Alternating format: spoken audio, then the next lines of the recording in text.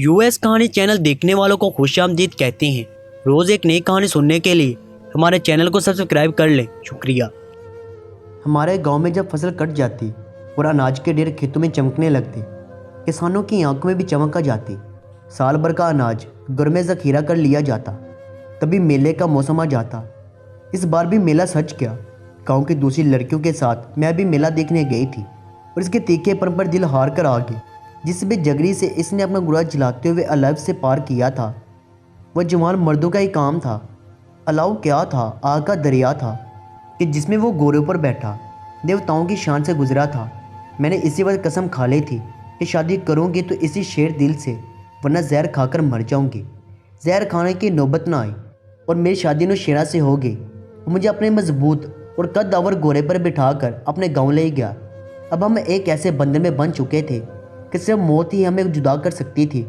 गिरजाई शादी पर रिश्तेदार खुश ना थे। मेरी मंगनी हो चुकी थी। खानदान वालों ने मुखालफत की। इधर ने शेरा के भाइयों और बावजों ने भी इसको बुरा भला कहा। मेरे वालिदा ने तो मुझको मरा हुआ समझ लिया था। बस एक नाना थे जिन्होंने मेरा साथ दिया।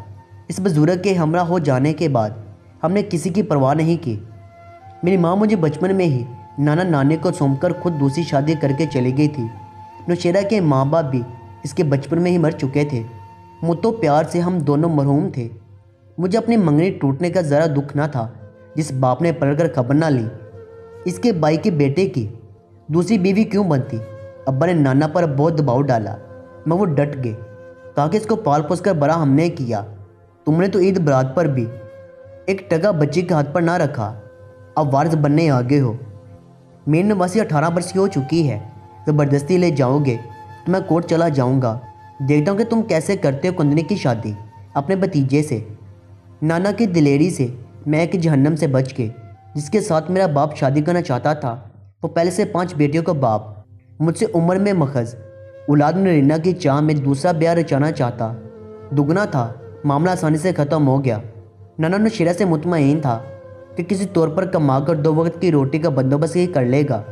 बेजोर शादी से तो फिर ये नौशेरा क्या बरा था। वो मुझसे मोहब्बत करता था। दुनिया इसको चोर, उचक्का और लटेरा कहती थी। दूसरों की नज़रों में वो मुजरिम था। मैंने कभी इसको चिड़िया को सताते हुए ना देखा था। वो ज़मीन पर पाँव भी धरता तो देखभाल कर कि कहीं को ज़ीर हो और इसके बोझ से ना रोंद जाए। इस रोज़ मामूली झगड़ा था। किसी कमज़ोर पर किसी ताकतवर ने ना हक हाथ उठाया था। कमज़ोर बेचारा क्या मुकाबला कर सकता है। ज़मीर से ना रहा गया। मैंने इसका दामन थामा भी मगर वो ना रुक सका और मैं जुल्म की मदद के लिए मैदान में कूद पड़ा। झगड़ने वालों में एक पुलिस वाले का साला था। समझ लो कि मुकाबला पुलिस से था और इनके हाथ में बंदूक भी होती है। नौशेरा तन्हा था और वहाँ गोलियाँ चल गई। गोली नौशेरा का जिगर चीरती हुई निकल गई और वो वहीं तड़प कर ढेर हो गया। यूँ पुलिस वाले ने दुश्मनी का मुकाबला मेरे सुहाग से ले लिया, जिसका कसूर इतना था कि वह एक ताकतवर की कलाई पकड़कर मजलूम को बचाने गया था। इसका अपना तो कोई मामला ना था।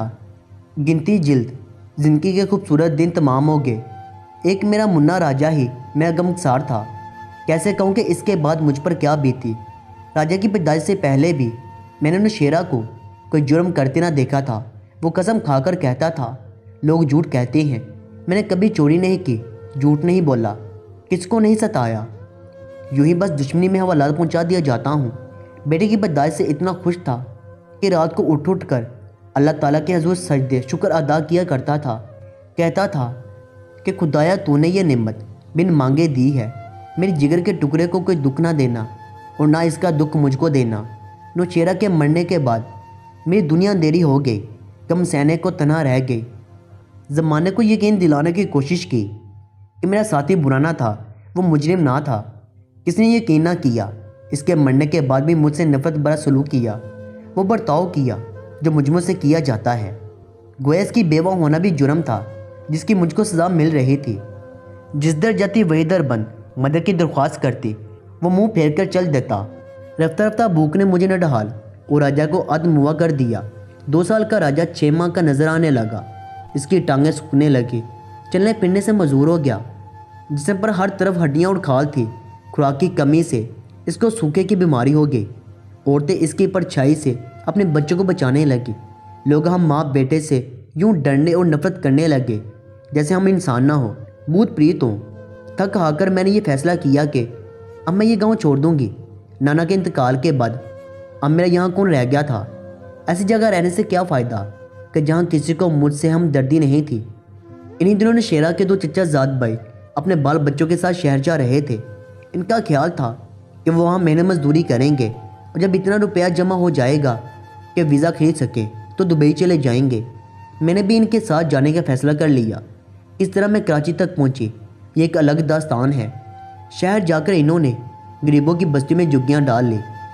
मर्द मेहनत मजदूरी करने लगे और औरतों ने घर में काम तलाश कर लिया।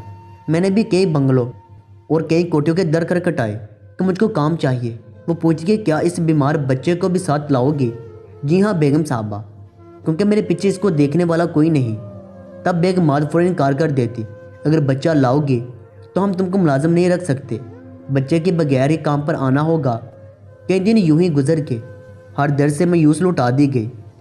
मेरी जेठानियाँ सुबह काम पर चली जाती और मैं अपने बच्चे के साथ झुग्गी में अकेली रह जाती।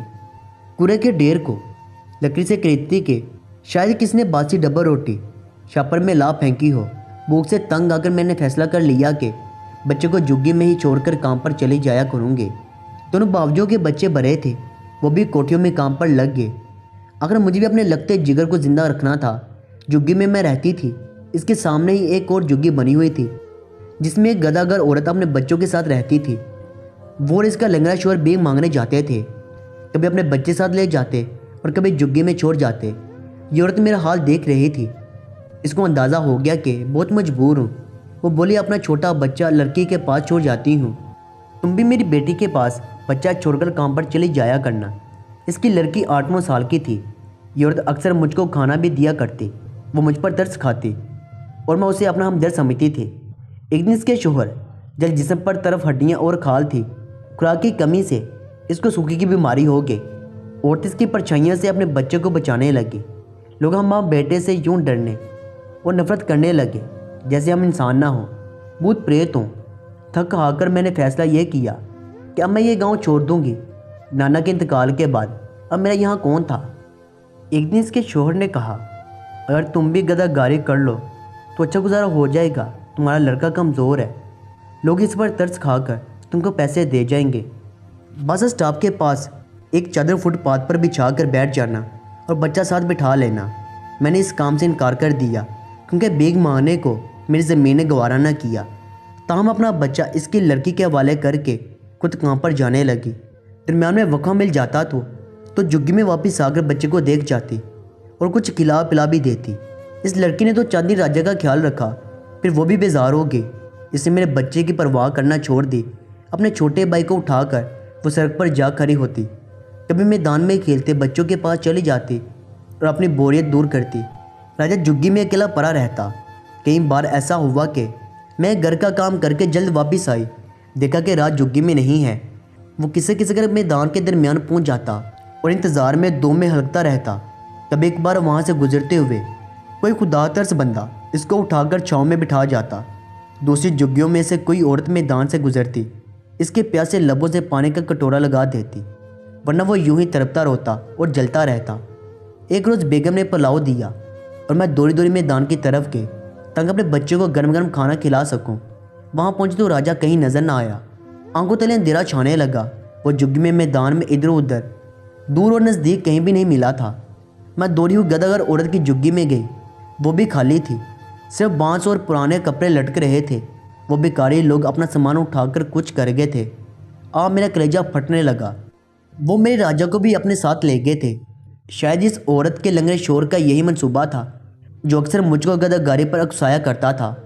अगर तुम हमारी मान लो तो तेरा ये मजदूर बच्चा बहुत कमाई देगा। इन्होंने अपनी मंशा पूरी कर ली और मेरी गोद का फल चुरा कर ले गए।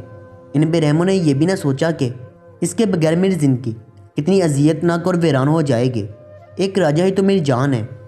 अब वो गया जहाँ का फल था, जिसकी खातिर जी रही थी।